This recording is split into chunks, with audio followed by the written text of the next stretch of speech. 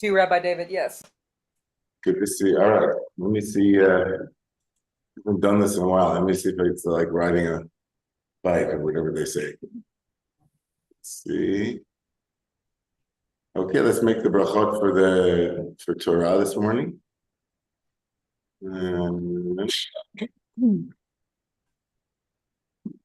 Okay.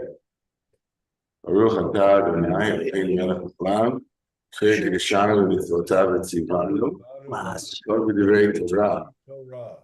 All right. Chapter 38. Let's look at chapter 38 of Reshit. Do I know everybody's name?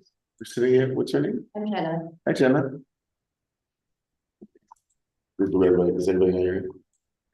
I don't know your name. I'm Rain. Hi, Ray. Rain. Nice to meet you. Nice name. Okay. Usual characters. You can like tell me your names if you speak up and whatever, so we'll be able to say names more and more frequently. Okay, so and this I don't even have to speak louder. Like now it looks like we got a microphone over here and there's kind of microphones everywhere, so it's good. All right. Lots of I leave and this place becomes like a very well-oiled machine. I like it. So we think chapter 38 of the book of Genesis. One of the most interesting chapters, I think, in Torah.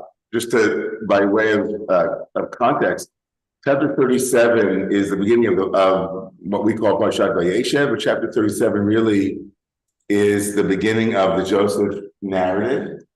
And the Joseph narrative takes up the remaining 13 chapters of the book of Genesis. So if you've been snoozing or you have kind of just showing up in episode, you're binge watching the Torah, as the Torah turns for Netflix or whatever it is, and you show up at chapter 37, you've missed like all of the narratives of the broader narratives that lead up to chapter 12, which are the stories of the mythic stories of Adam and Eve and the garden and Noah and the flood and Babel and the Tower of Babel, and you show up at chapter 12 and there's Abraham, and then from chapter 12 all the way to chapter 37, 20, you have 27 chapters, 25 chapters that are devoted to Abraham's family and Isaac and Ishmael, and then Isaac and his wife Rebecca and their twin sons, Jacob and Esau.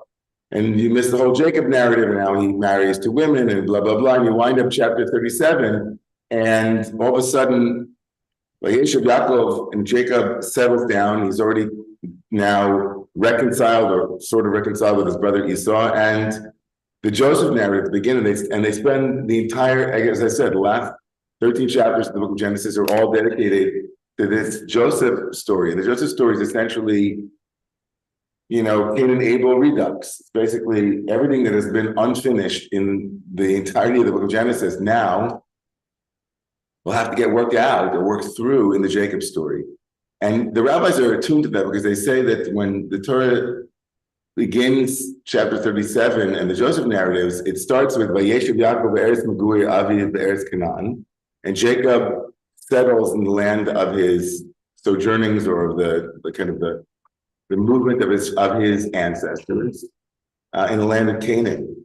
And there's a lot that is ironic in that statement, because the statement essentially says now Jacob has come to peace. He's come home, he's settled. And the word Vayeshev, which means to settle, the rabbis are attuned to how dissonant it sounds to anyone who knows what's about to happen. It's like, and now Jacob finally had room, he relaxes, he settled in. Kafat alav rog social Yosef, the rabbis say, the minute he relaxed, all of a sudden the Joseph story begins. And it's that tension is it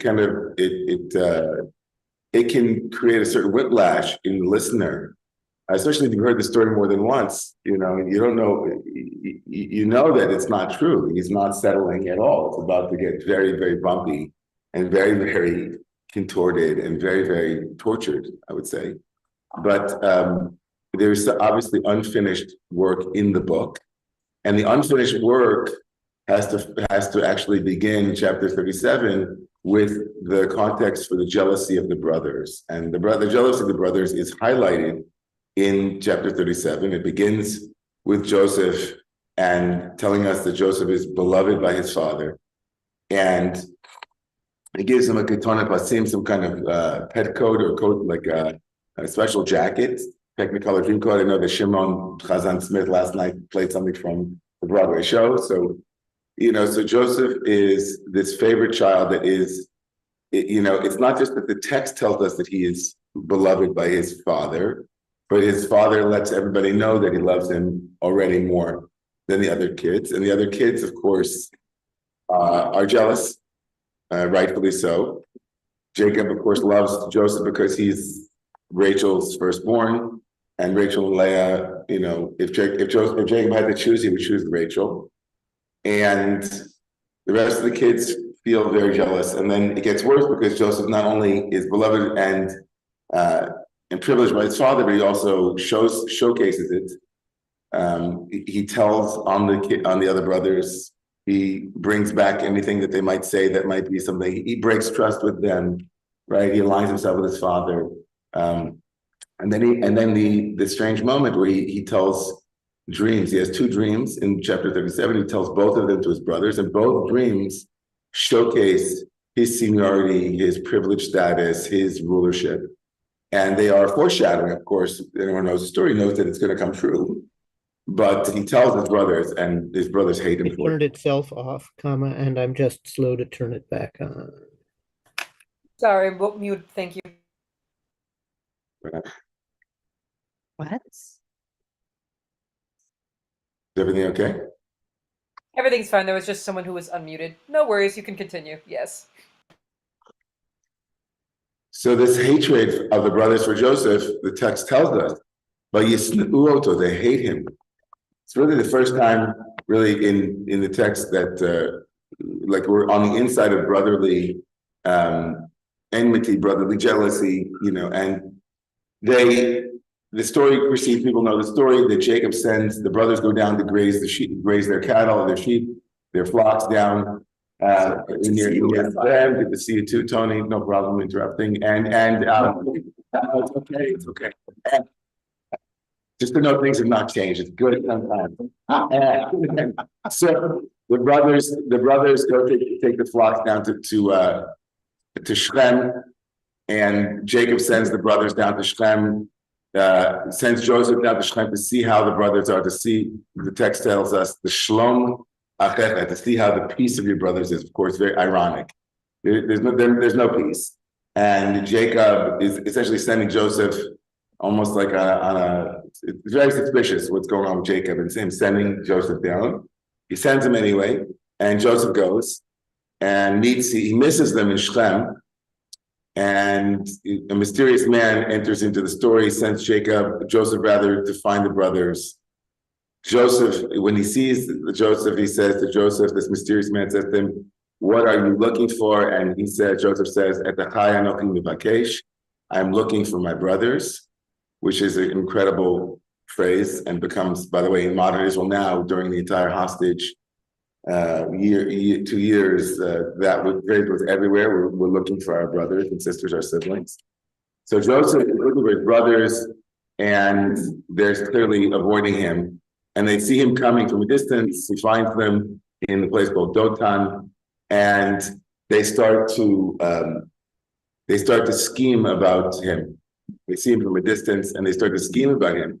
And and we know what ensues, right? He gets thrown into the pit. Reuven tries to step forward. Reuven tries to step forward as the Bechor, as the eldest.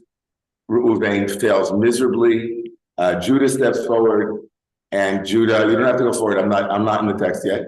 And Judah says, "Let's throw him into a pit." And the Midyanim, he gets picked up by the Midyanim or the Midanim, and they take him down to Egypt.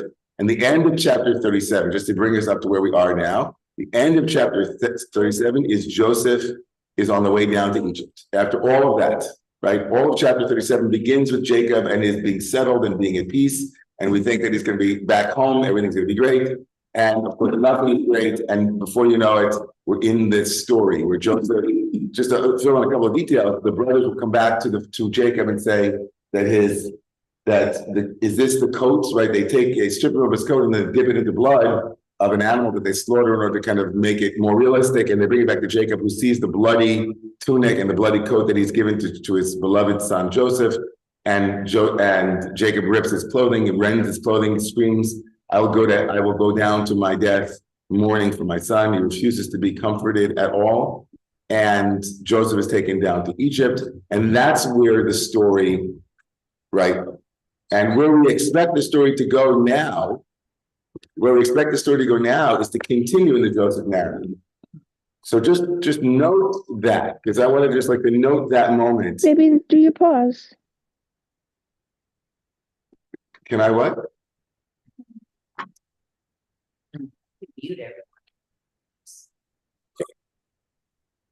Now we look at the story in chapter 38. Let's look at chapter 38. And it was at that moment. And Judah went down from his own brothers. And he camped his tent near a man of an Adulamite man whose name is Chira. And Judah saw there the daughter of a certain Canaanite whose name was Shua. He married her and cohabitated with her. And now Judah and Shua have a son. They named him Er, awake. And she conceived again, and she bore another child named Onan. And she again had another male child, and named him Shelah or Shelah. And they were in a place called Chaziv when she bore those children. They obviously grow up very quickly. There's not even mentioning of them growing up. But Er, the eldest one, with no, they just, okay, now time to get married. So now clearly the text is moving through this in this atemporal way in order to, like, this is not relevant. The relevance is coming. This is all kind of backstory. They're not really interested in, like, they went to the parks and they played around and they bought some Toys R Us, and that was, no. They want to get to the next part, right? Now Judah takes a woman for his son Er, Ushma Tamar, and her name was Tamar. And Er, the eldest child of Yehuda is Ra. It's a kind of inversion of the name Er, which is awake, but he was, like, if you read his name backwards, it's Ra, that the letters get inverted. He was evil, whatever it was, but we don't know exactly what he did. And he died. Okay, let's not get stuck there either. And Judah said to Onan, clearly there's an institution called the levirate marriage, which is already, which in later biblical texts will become codified as law for the Israelites going forward. But here we have an antecedent story telling of the existence of this pre-Sinaitic levirate marriage, clearly a cultural construct that was prevalent.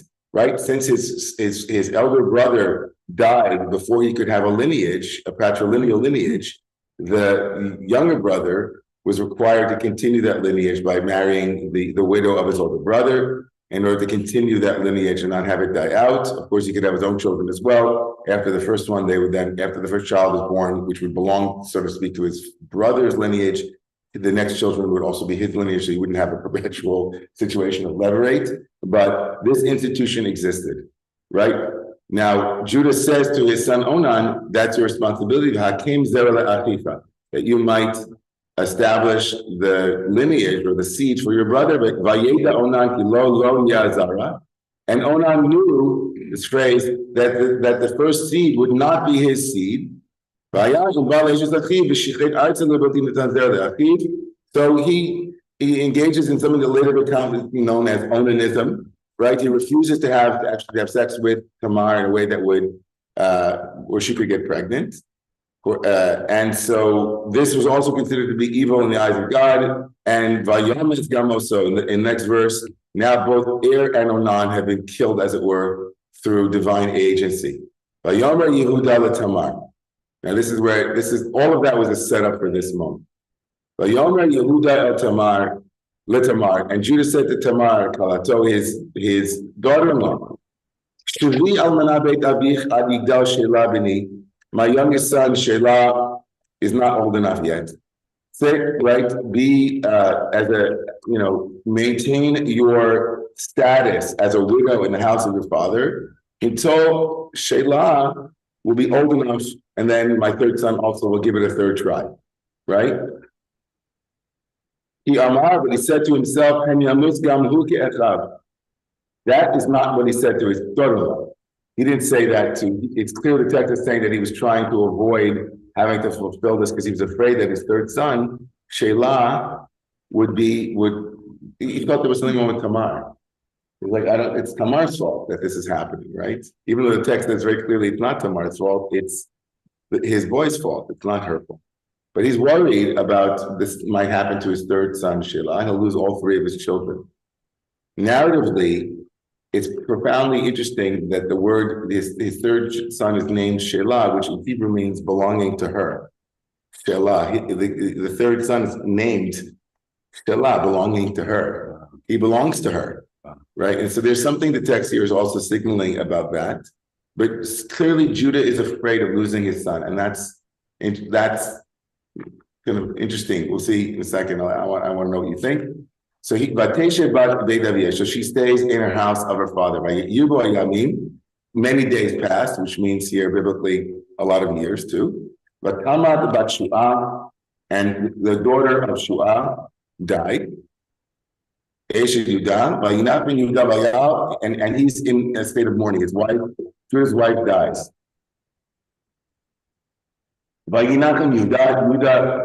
Judah is now being comforted. He's in mourning.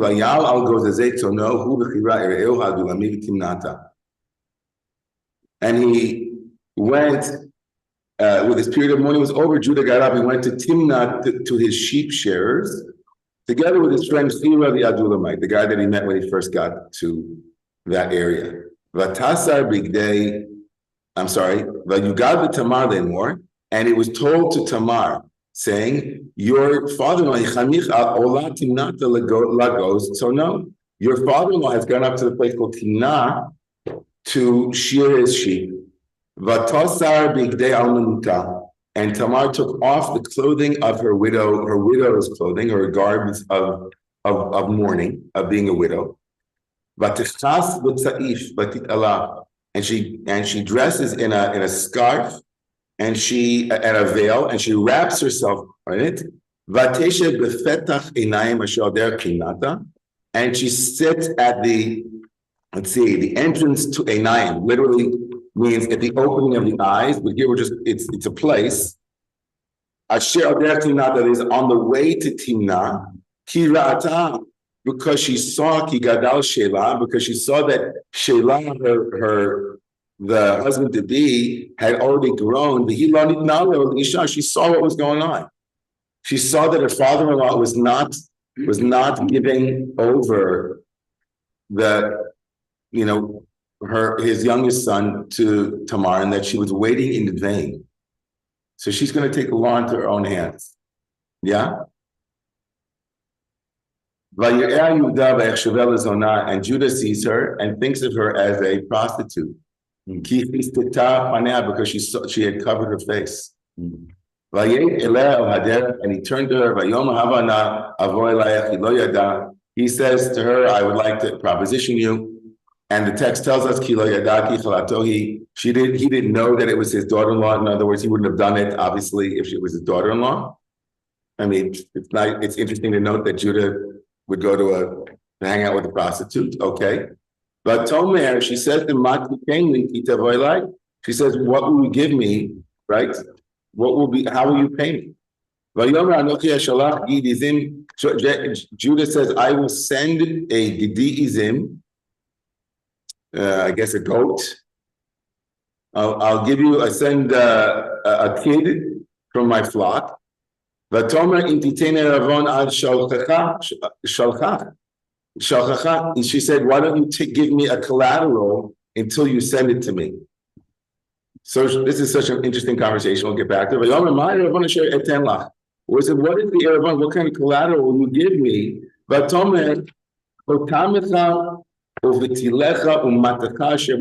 I want you to give me your seal and your cord, patil here is the first instance of the word patil, which makes its way into our tzitziot. The patil of techelet is the blue thread, right? And that patil, I want your signet, your ring, your cord, and your staff. What? Like, give me all three of those things, and then I'll trust you that you're going to send me this goat.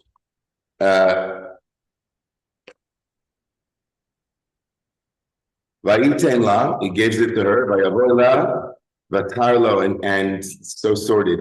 He comes to her, and she becomes pregnant. Vatalkam vatelet, he gets up, he leaves. She gets up, she leaves. Vatasar, all these three amazing. She gets up, she leaves, and she removes her tzifam yaleh, the veil, vakilbash bigdel, and she goes back to her mourning garb. Mission accomplished. Vayishlach Yehuda Gidi Ha'izim, and Judah sends the goats to Yahweh Eloah Adulamit, sends it with his friend Kira the Adulamite Lakapa there of Yarisha. He wants to get his three things back from this woman. Velomitzai doesn't find her. Of course, he doesn't find her. She's not to be found there. He says, so this character Kira asks, he says, where? He asks about this prostitute who was at the eye place, the place of eyes, meaning in Einayim, in a place called Einayim, on the way. They said, no, nobody was here. This is very CIA, like there's an operation going on here. He comes back to Yehuda and he said, and people of the place said there was no woman, there was no prostitute here as well. Right?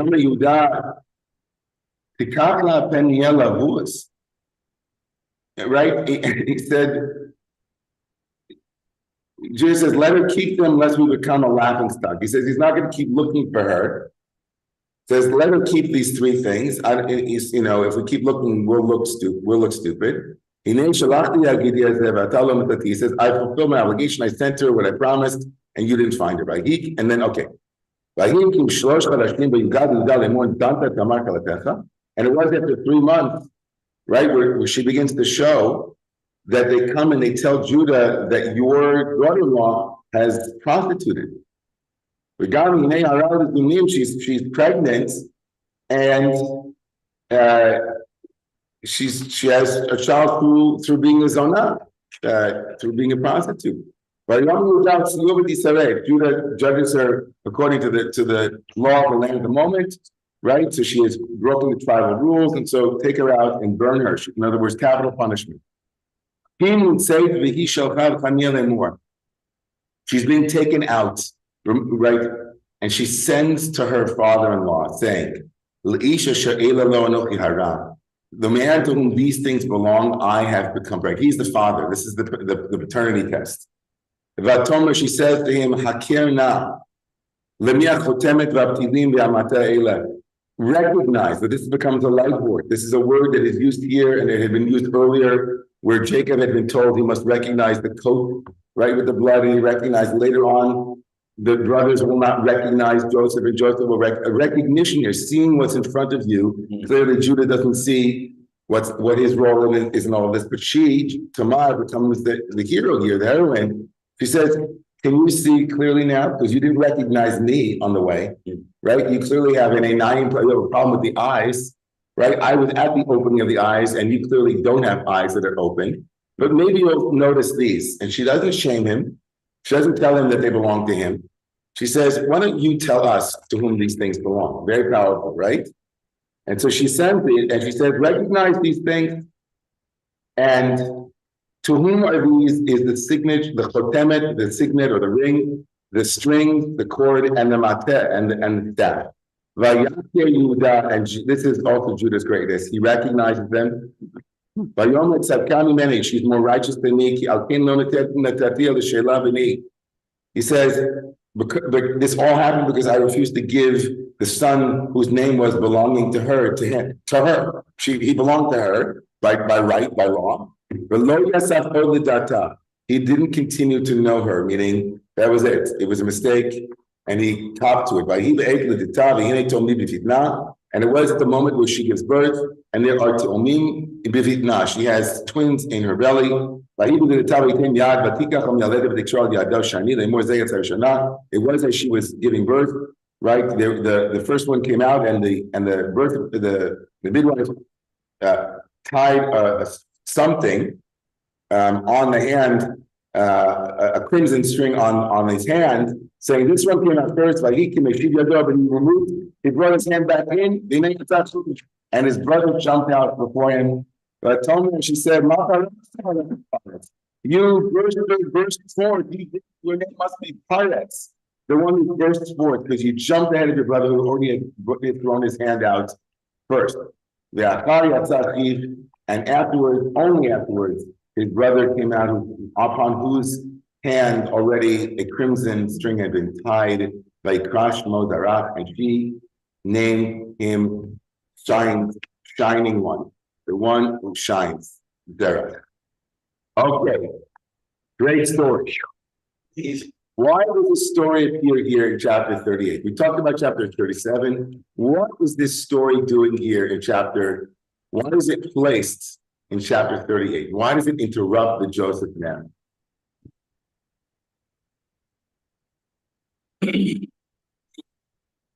Yes, Tony. Because there has to be the appearance of the divine feminine to do what? I don't know. You just wanted to say divine feminine. What? You just wanted to say divine feminine. Yeah, it's like pretty much. Yeah, not with the patriarchal stuff. Divine feminine. Mother. Great. Okay, let's see. Literally, why? In any other angles on this besides introducing us to the divine feminine in the embodiment of Tamar, who is an amazing character. Tamar's the best. Just so you know, this becomes, if you follow the lineage, right? Peretz is the ancestor of King David, and King David is the ancestor of, in our tradition, of the Messiah, right? And kings and so on. And so this is a very big chapter to tell us here that Messiah, or the one to whom the tradition will connect to the Messiah, is being born at this moment. The rabbis have a beautiful midrash about that. If you turn in your sources, just to read the beginning of, if you look at source, source number, I guess it's hard to find sources, but it's on page 5 in your packet.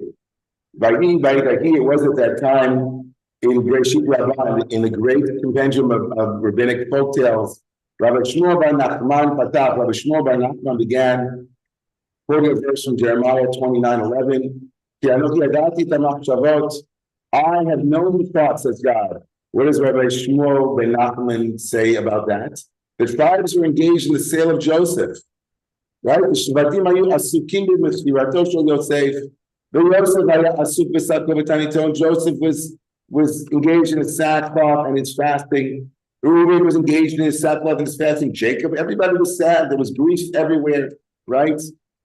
Right, everybody is engaged in loss and grief and his fasting. Judah was engaged in taking a life for himself in chapter 38. And what was God doing? The only one, blessed be, engaged in creating the life of the Messiah. Right? And it was at that time Judah descended from his brothers. Right? So this midrash, just to come back to, at least in the midrashic mind, the reason why it's placed here is because all of these things are happening on the surface. Joseph is going down, and we interrupt this program to let you know that the refuah, the medicine for the makkah, for the illness, is being they're working on the vaccine, right? We know it's just started, but chapter 38, this is the vaccine. Now, the vaccine or the healing in the rabbinic mind and the mystical mind is the birth, quote unquote, of the Messiah. So, in a way, the rabbinic answer to the question, why is it here, doesn't focus as much on the Judah-Tamar dynamic, like the character of Judah, as much as on the lineage that comes from. It still leaves the question on the table, which is, what kind of story is this? First of all, it also wonder, is this the way the Messiah is going to be born? Like this? Why? The Messiah being born in this way, through this illicit strange, like what is going on here? And not like that, it doesn't tell us anything about Yehuda. Like, forget about the fact that from Yehuda, the Messiah is going to come. At this moment in the story, why is Judah why does the camera move from Joseph? It's the spotlight should be on Joseph. And why did now the spotlight turn to Judah in this from a literary perspective? Because who did Judah have to become in the story? So I want to in the room, and then we'll go in the Zoom. So yeah.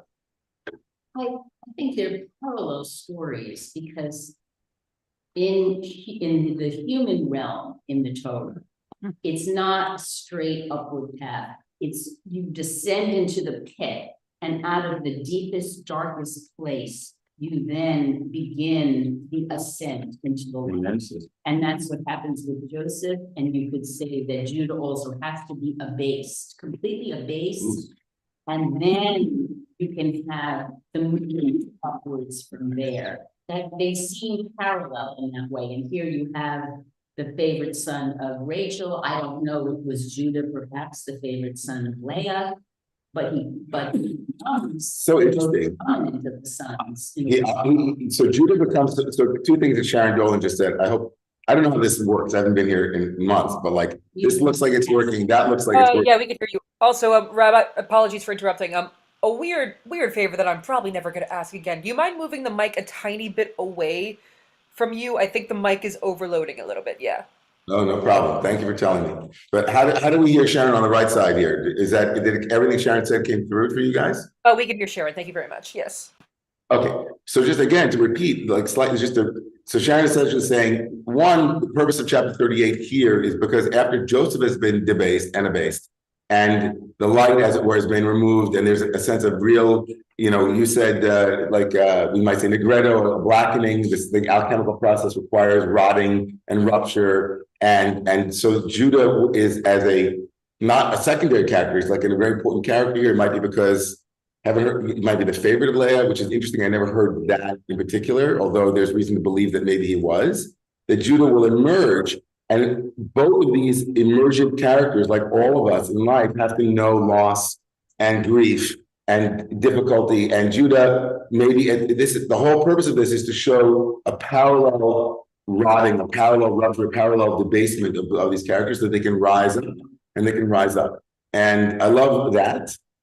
Just on the Judah as Leah's potential favorite, it is incredibly important in this story that Leah names her first three children for what they will bring to her vis-a-vis the love of Jacob. Jacob does not love Leah, and we know that. And it's horribly tragic and painful to imagine, someone who's married in the night thinking when the person thought that she was someone other than herself. It's actually interesting to think that Jacob does to Leah what Jacob had to do to receive Isaac's blessing. In order to be married, it had to happen under subterfuge. And he doesn't love Leah. And so she names all three of her first children. Now he'll love me. Now he'll see me. Now he'll listen to me. But the fourth child, Yehuda, Judah, is named as, when she says, this time I will give gratitude to God. So Judah's name means gratitude.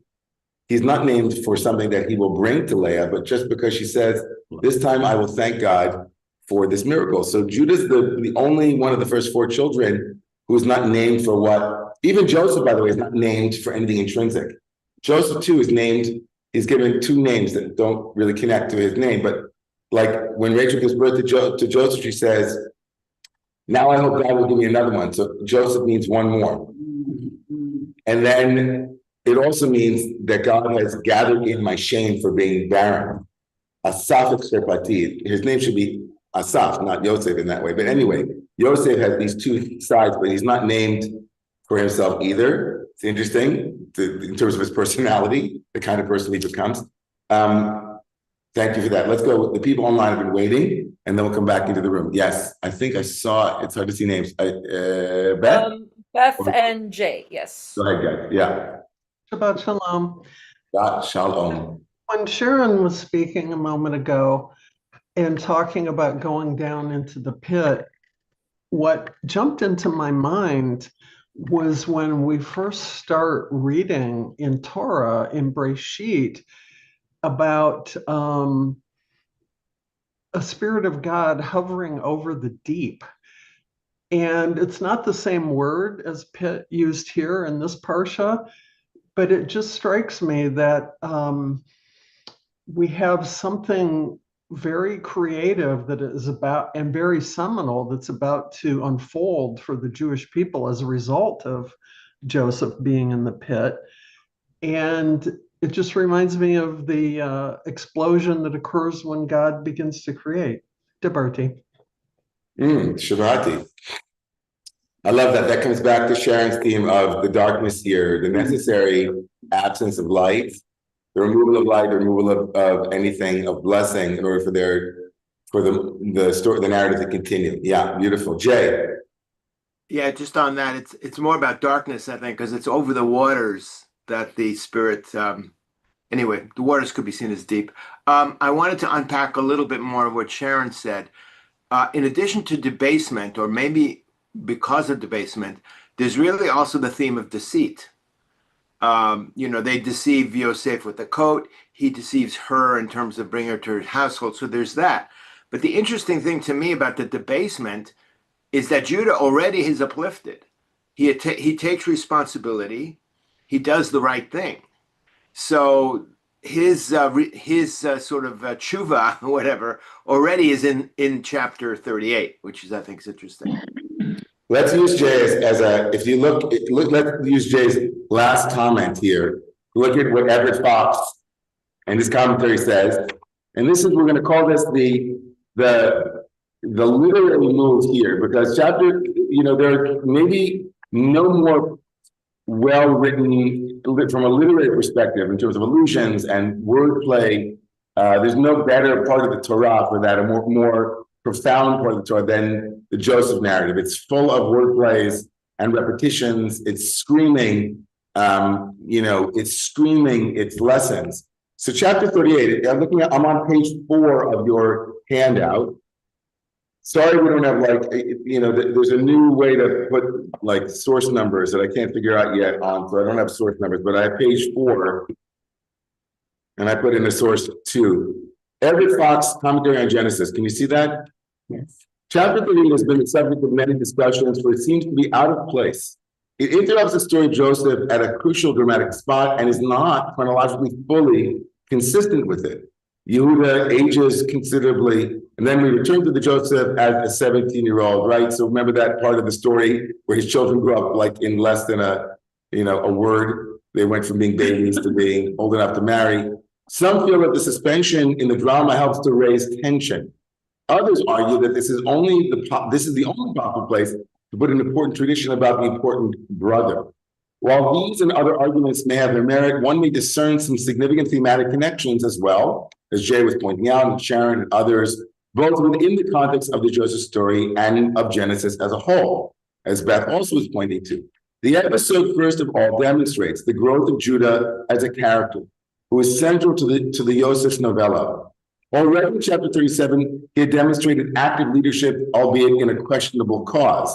There he actually saved Yosef's life, in contrast to Reuben, the eldest, right? His unsuccessful and ultimately self-centered rescue attempt.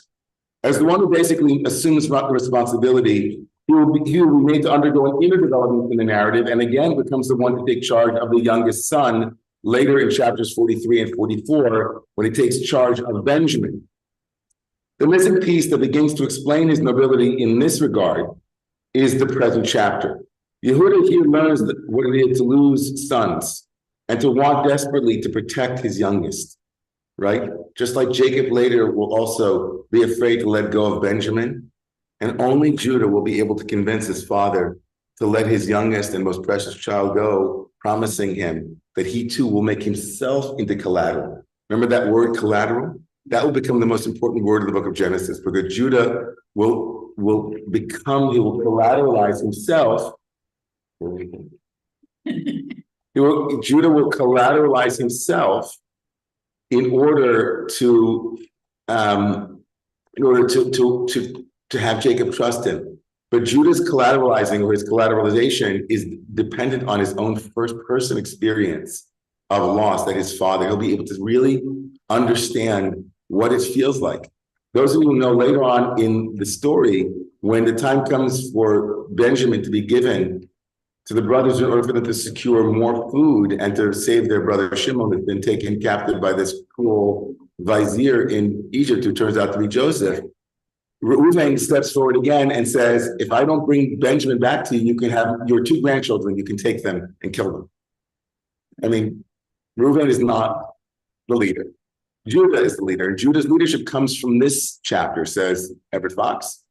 Yehuda here learns what it is to lose children and to want desperately to protect his youngest. Although his failure to marry off Tamar to the youngest son leads to public humiliation twice, his response shows that he immediately accepts blame. She is in the right more than I. Such an interpretation of it is further confirmed by the restriction of the word pledge here, to here and 43:9, what I just said, the word collateral. Yehuda has learned what it means to stake oneself for a principle. Only after we have been informed of Yehuda's change can the narrative resume with chapter 39. True to biblical thinking, redemption may start only after the crime has been punished. That's an interesting, right? Redemption may start only after the crime has been punished. Actually, the chronology works out quite well. We are told via 41, 46, 53, 54 that about 20 years elapsed between the sale of Joseph and his meetings with the brothers in Egypt. This often signifies a period of biblical parlance, and could encompass a generation or a bit less. Okay, let's just stop there. We don't need to get into, right. So you see here that there's something, chapter 38, there's something about chapter 38 that is profoundly important for the development of Judah's personhood. And Judah must be debased in order for him to find something in himself. It's almost as if the story said, let's see how Judah will behave in these contexts, in the context of losing children, in the context of being told publicly that he's been shamed and he was wrong. Does Judah use his power inappropriately at that moment? He could just lie and say, she's making him open up. But no, Judah is willing to be wrong. He's willing to publicly admit it. He's willing to, and the text also is beautiful. It says, Vatosef, he says, Vatosef, he didn't continue to know her, meaning he's learning from Joseph all the time. The Joseph thing is in his bones, it's kishkis. He can't stop thinking about what happens. And also, we'll say another thing, that Judah in the story leaves his brothers. Just as Joseph goes into exile, Judah voluntarily left the brothers. There's something profoundly important about his willingness to say, you know what, I don't want to be involved. You know what, I was running with the wrong group. I don't want to be with them. And not only that, he identifies with Joseph's journey and his descent. He says, my brother Joseph went down, I'm going there with him. And that's clued by the word, like the verb to go down. By Yered, he goes down. And this becomes, of course, all of this speaks to the messianic lineage, are willing to go into the place in Kabbalah, of the husks, of where there is darkness, where there's shatter, where there's rupture, where there's difficulty. Is that Klipot? The Klipah. Joseph and Judah themselves know what it is to descend, and they both become messianic lineages in Kabbalah. There's a Messiah son of David and a Messiah son of Joseph. More on that at some other time. Rabbi, can I just go to the question I was going to? I'm sorry, Jay, 1 second, please. I just want to know, is Jesus punishment only that he was shamed? That's his whole punishment? That he was shamed? Judah's punishment here is that he's shamed. Yeah. Do you think he should be punished more? Since he's going to do something really wrong, I'm not even sure yet, but you said he had to be punished. So sorry for interrupting him. Could you move the mic closer to you, please? Thank you. But you were said first he has to be punished and then he's redeemed. So this is the punishment. Right. So that was Edward Fox saying that in the Bible itself, generally people are punished before redemption begins to continue. And he quotes something. It's not, I don't know, airtight, but yes, that's the punishment. It might not be adequate, but I think, he does have 2 children, oddly, from this incestuous, strange connection. Interesting. I think it's interesting. Jay, go ahead. I'm sorry. Yeah. Thank you. Sorry. Where I was going in the whole messianic lineage is there any in the literature discussion of Peretz's jumping the queue similar to the rationales for the others? We couldn't be Muslim, we can't be Roman, all this is divinely inspired so that the right lineage happens. Yeah, this is I debated. We can't go into the whole messianic conversation because it's rich. There is a quote, there is a text in here from Gitz Greenberg and another one. Let's see, maybe we'll get to them in the next 15 minutes or so. But more broadly, this is a very much discussed text in the entirety of the, let's say, eschatological literature on what will happen in the end of days, why it had to happen this way in particular. Of course, Peretz, one of the Messiah's name is Ben Peretz, Ben Parzi, as you know from the Chadodi, from that beautiful poem on Friday night. Ben Parzi, the son of the one who breaks forth. And there's a lot to talk about why it had to happen this way. It's interesting that it reminds us of Jacob's story, but Jacob, whose hand is not reaching out first outside of the womb, but reaches to Esau's heel. The significance of those two hands, one who holds Esau's heel versus one that comes out first, has a crimson tide on it and then is pulled back. It's there's a lot there, Jay. So maybe we'll have like an 8-week course on that. Yes. Just briefly touching. Yeah. I know, but I let me manage the room, guys. Thank you, everybody. Go ahead. Yes. Just briefly touching on that, on what Jay is saying, because I've thought about this as well. You could say it's a kind of a deception if the first one, I'm assuming the string has something to do with marking a firstborn in the case. Why this way? It's never happened before though in the text. Right. But in addition, just thinking about this perhaps was Tamar being punished because this is a double birth that is not a normal birth. An arm coming out first would be not exactly a breech birth, but a life-threatening birth. Having an arm come out before the head. Mm-hmm. It has to have been a very difficult birth, and it's done twice. Mm-hmm. Arm out first. Yeah, I don't know. These are all great questions about this. Really great questions. I hate to do this, but I really want to read you a text from the great Kabbalistic and Hasidic master, the Me'er Shiloh, on this particular story, which gives us a completely different. I want to come back to the Midrash, where God was building the light of the Messiah in this moment, which is a different interpretation than the literary one. And it's on page 7. So the Ishbitzer Rebbe from in the 1800s, in the 19th century, develops an entire archetypal psychological perspective on the two lineages, the lineage of Yehuda and the lineage of Joseph. And in order for us to understand the importance of Judah, at this moment, he has a unique perspective. Let's look at it. So he quotes the Midrash that we learned a little bit earlier. In the Midrash, Rabbi Shmuel Bar Nachman quoted Jeremiah, "For I know the thoughts that I think toward you, says God. The tribes were occupied with selling Joseph. Joseph was occupied with sackcloth and fasting. Reuben was occupied with sackcloth and fasting. Yaakov was occupied. And the Holy One, blessed be He, was occupied with the creating of the light of the Mashiach." And so it says the Rebbe, the meaning of this is as is written in Psalms.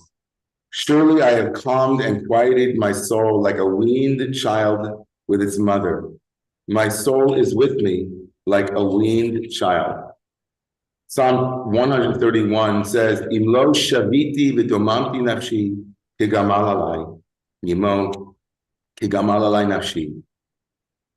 King David HaMelech is teaching us, says that the Rebbe, that a person should await the salvation of God just as at birth, a person has no awareness to sustain their own soul, and yet God sustains them through their mother's breast. And when the child grows a bit, but still lacks the strength to provide for themselves, the father and mother provide for their needs. But once the person matures and has full awareness and the ability to plan and act for their own sustenance, then no longer is their provision given through another. Instead, the person must clarify their own actions and trust in God, who sustains every soul. This is what King David meant when he said, "I have stilled my soul like a weaned child with its mother," meaning he no longer has the power or wisdom to sustain his needs on his own. And so he concludes, let Israel hope in the Lord from now and forever. For when a person places their hope in salvation solely on God and says wholeheartedly, to you, God, I lift my soul, then salvation is close at hand. And so too in this case, everyone else was engaged in their own actions and efforts, thinking through these, they would draw close to God. But Judah realized that on his own, he had no strength to complete or perfect his soul. And so he cried out to God, to you, God, I lift up my soul. I have no counsel, no strategy other than to bring a good soul into the world. And the only one who knows all thoughts agreed with Judah's thought, for his approach was like that of King David, peace be upon him. God began to create the light of the Messiah, and God illuminated Judah with the understanding that there was still hope in his soul to rectify everything at its root, as was explained earlier. That is, once he reached the point of surrendering his entire soul to God, God illuminated him with the awareness of where this desire and thought had truly come from. And he realized, I have not truly become distant from God, and even if it seemed to him that his salvation would not come from God, in truth, God is my shield, my glory, and the one who lifts up my head. Wow. This is like the classic, this is a classic teaching from a very deep Hasidic master. He says, the deeper meaning of that midrash that we explored earlier, right? The midrash earlier came to explain why chapter 38 comes right after chapter 37. And what was the answer of the midrash? It's to showcase that everybody else was busy doing something, right? The brothers were busy figuring out Joseph. Joseph was busy with his own problems. Jacob was busy fasting and crying. Judah was worried about, finding a wife, the situation with Tamar, and God was building out the light of the Messiah. So what does the Ishbitzer Rebbe say, Mordechai Yosef Lehner of the town of Ishbitz? He says, don't read this story as only a story about chapter 38 showcases God's hidden choreography of redemption, which is what I'll talk about later today, the hidden choreography of redemption. That on the surface, things look one way, but God is working in a hidden way to bring about the fuller picture. Nice turn of phrase there. Thank you. The Ishbitzer says something even more radical than what I said. Ishbitzer says it comes here to teach us that out of all of the Midrash is teaching us that all of those other characters were trusting in their own thoughts and their own designs. But Judah was saying, nothing that I do really comes from me, it's all from God. And so whatever thought that I'm going to have, whatever I'm going to do, it's going to be ultimately what God wanted me to do. And so it might have looked on the surface like Judah was sinning, but Judah was really trusting deeply in his own inner intuitions that were telling him to do various things, including to be with Tamar. And in retrospect, God was actually working through Judah's surrender to make this story happen. So the Ishbitzer is just like it's just a radical take, because in a way he's saying that Judah never sinned. Like, what does that mean that he sinned? He was basically acting on his intuitions, and he realized, and that's why the Ishbitzer says that when Tamar says what she says, he doesn't say she was right. Tzadka mimeni, she was righteous. Righteous doesn't mean that I was wrong. He should have said chatati. He should have said I sinned. He didn't say I sinned. He says she was righteous, meaning that God was working through her, and now I see it. And now I also see that it was through her, through me, from me, my thought was to be with her. And that was that was a thought that God wanted me to have. And it all worked out. In other words, that's why I'm not being punished. It's because this was all part of God's plans, because I wasn't getting in the way. Wow. And all the other people were getting in the way. And for the Ishbitzer, and this is a very unique perspective, the Ishbitzer says that here, this chapter 38 is a way of saying that the entire 13 chapters of Joseph's story are like chapter 38. Chapter 38 is a window into people who think they're in charge of the story when ultimately God is. So the Ishbitzer says the reason why chapter 38 comes here is to teach us. You think that the brothers put him into the pit? Come on. Really? God is acting here. Which Joseph says. Joseph ultimately would say. But the Ishmaelites say this is already because Judah gets it before Joseph. Wow. And Judah gets, something God is working. And then the Ishmaelites says that's in you too. This is where the Hasidic move is. Inside each and every one of us, there's a little bit of Judah and a little bit of Joseph. And inside each and every one of us, there's the part of us that's trying to control every situation and make it work out exactly as we think it's going to happen. And only if the more we surrender to God, the more we realize that God is working through us to make things happen for us. That's the Ishmaelian radical Hasidic Torah. You can buy it on your own. You can buy it or you don't have to buy it, by the way. It's fine. We're not a cult. You can if you don't like the Ishmael's Torah, it's fine. There's other people in the tradition who didn't like the Ishmael's Torah, and it's fine. We have a beautiful pluralistic panoply. Will you own that you're more in that? I'm an Ishmaelian. Not. I'm an Ishmaelian. Okay, in the room and then in the Zoom. So Wendy, and then we'll move around. No, I'm sorry, it's Wendy. Okay, good. Okay. Yeah, move towards the mic. I wanted to make 2 points. First, I wanted to address what Devorah said about his only punishment being that he was publicly humiliated. If you fast forward a couple of thousand years, the Chachamim of the Talmud liken public humiliation next to death. So according to the Chachamim of the Talmud, that was a very big punishment. Well, it's a big punishment, and it's also tit for tat. It's midah keneged midah, measure for measure, because Tamar was shamed in public. Right? Tamar's shame in public is now rectified or not.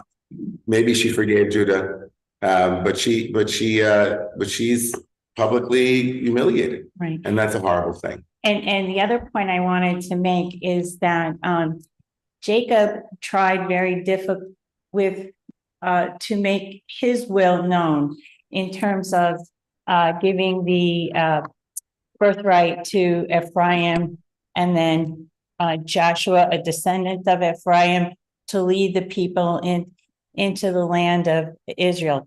But going forward, couple thousand years later, is the fact that the only surviving landmass is from the tribe of Judah. And hence why we're all called Jews. Right. And so that God wins over Jacob, in that Jacob tried to control the narrative, but God wins. Because the only surviving landmass is from Judah. Thank you, Wendy. Beautiful. Okay.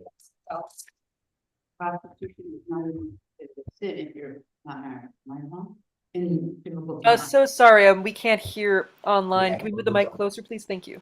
It's interesting because like every generation, there is a really intense conflict between the brothers, right? Like just trying to kind of one up each other, and ultimately, constantly is blamed on the parents, right? The way that they're treating and creating these circumstances, and it's interesting that it ends with the birth of these two brothers who are having these like in-womb conflict, but they're not fighting. Right, so like the concept of kind of being like the acceptance of like, perhaps we don't need to place blame to resolve a story. Perhaps we need to kind of like accept and as brothers and recognize that like. I love it. It's really, Jenna's point is actually really, it's a really good point.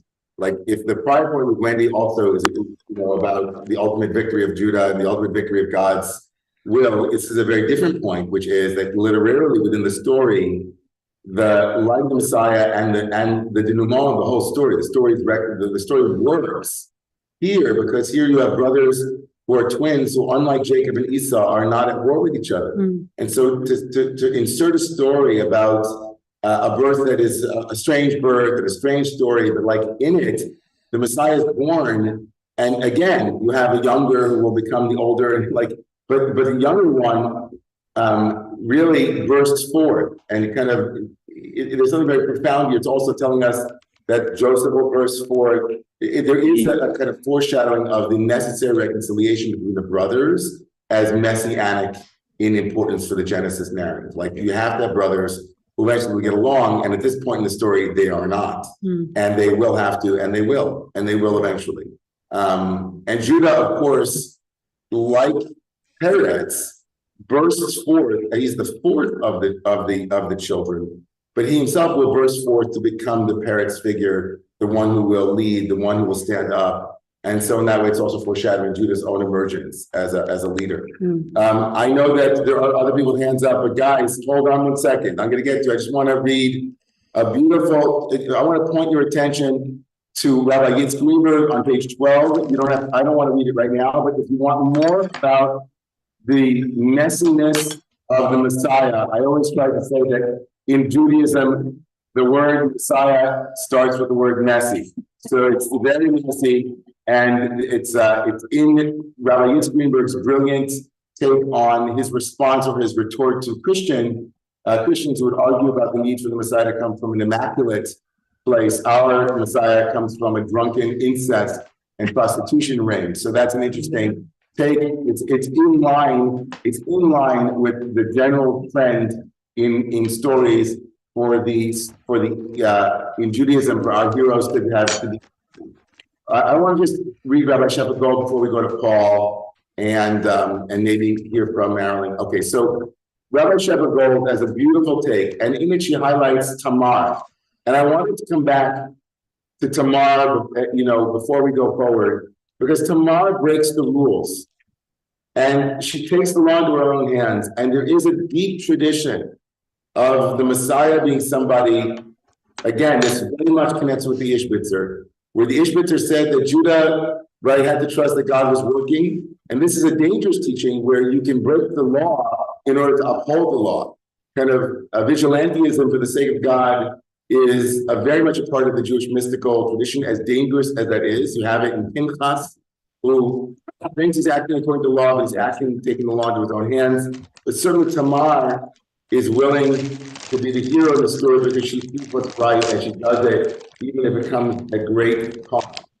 So Rabbi Shepherd Gold writes, the Torah teaches us on page 13 that greatness is born through unlikely circumstances and destiny unfolds in unexpected ways. Interrupting the story of Joseph is the drama of Tamar, from whose blood will come King David and the messianic consciousness to heal the world. Love the way that Shepha focuses on Tamar, not on Judah, on Tamar. Tamar, caught in the injustice of a cruel system, breaks all the rules and acts from the knowledge of her own beauty, truth, and radiance. Tamar refuses to give up her dream. She risks her life to allow our dream to be birthed through her. The two children born to Tamar as a result of her dream following and risk-taking are named Breakthrough and Radiance. Joseph, too, is blessed with the powers of breakthrough and radiance that come from following his dreams. But Yeshua returns us to his story, and it is our story as well. Fate seems to play a strange game, lifting us out of slavery, letting our beauty shine, and then sending us back to the dungeon. And yet, even in prison, the dreams keep us alive and will eventually open the doors to freedom and power. Wow. Okay, beautiful take. Amy, quickly, Paul and Marilyn. Amy, quickly. Okay, I have two questions. First is, who really sinned? Did Tamar sin or did Judah sin in this act of him going to the prostitute? And my other question is, Perez, where did he grow up? Did he grow up in Judah's house or did he go back to his grandfather Shem's house? I think the answer to the second question is and the answer to the first question. No, I don't know the answer to the second question. Did he grow up in Judah's house or did he go back to Shem and grow up in Shem's house? We don't know. I don't know, actually. You can look it up and it would be great. Ask, look it up. I'm curious too. But let's go to the first question, which is who sinned? It seems clear that there are a number of people sinning, depending on whom you're asking. The text doesn't seem to indicate that Tamar sins. She takes the law into her own hands, but the law was in her favor, as essentially. The question is, why does Judah, why didn't the text work it out so that she would be together with Shelah instead of being with her father-in-law? It's important that Judah be the one whom she apparently there are a lot of commentators say that Judah would have been the next in line. And like if his sons aren't the ones who can propagate a lineage for them, then Judah would be the one who had to fulfill the levirate obligation. It's all very contorted because it happens before the Torah is given. And so what are the laws at this moment? Clearly, prostitution is not illegal at this point in the Torah. It's all very complicated. But there's no doubt that later generations will read this entire story as sinful, as essentially illicit, and understand it that even if it's anachronistic, they'll read it that way. And as I said, in the Messianic Kabbalistic mystical tradition, it's vital that the Messiah comes from an illicit sexual relationship for all kinds of very complicated and interesting reasons. So it's almost a little bit, I'm very wary to teach this in this way because, again, I think a lot of really horrible things can come from trying to directly take a way to live from this story, which has been refracted over 2,000 years. By thousands upon thousands of people. I don't advocate for people to take the law into their own hands, God forbid. But I think that there's something very profound here to be understood psychologically as being willing to break rules, not rules that are laws, but like internalized, rules that